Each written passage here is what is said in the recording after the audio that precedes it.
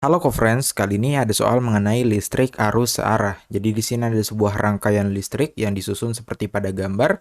Kita disuruh menentukan kuat arus listrik yang mengalir pada rangkaian tertutup tersebut ya.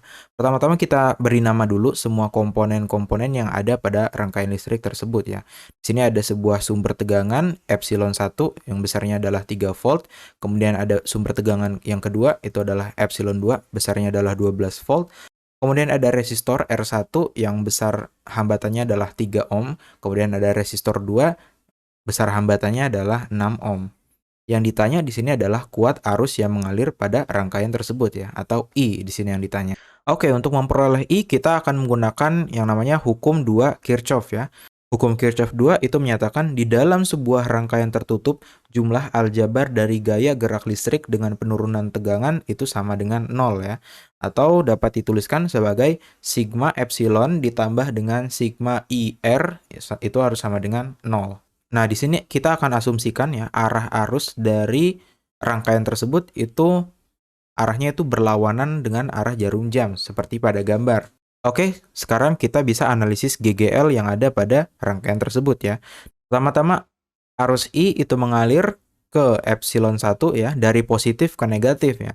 Nah, kalau dari positif ke negatif itu kita beri tanda positif untuk epsilon 1 ya.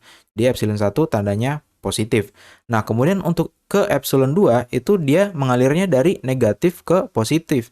Nah, karena dia dari negatif ke positif, berarti epsilon 2 itu dituliskan sebagai negatif.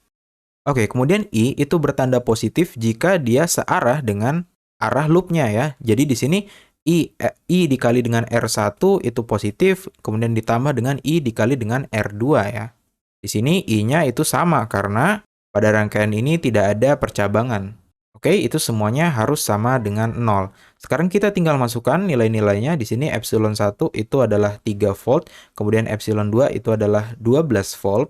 Kemudian kita masukkan di sini R1-nya itu adalah 3, kemudian R2-nya itu adalah 6 ohm ya.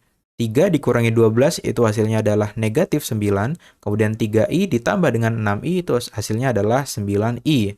Nah, negatif 9 ditambah dengan 9i itu harus sama dengan 0.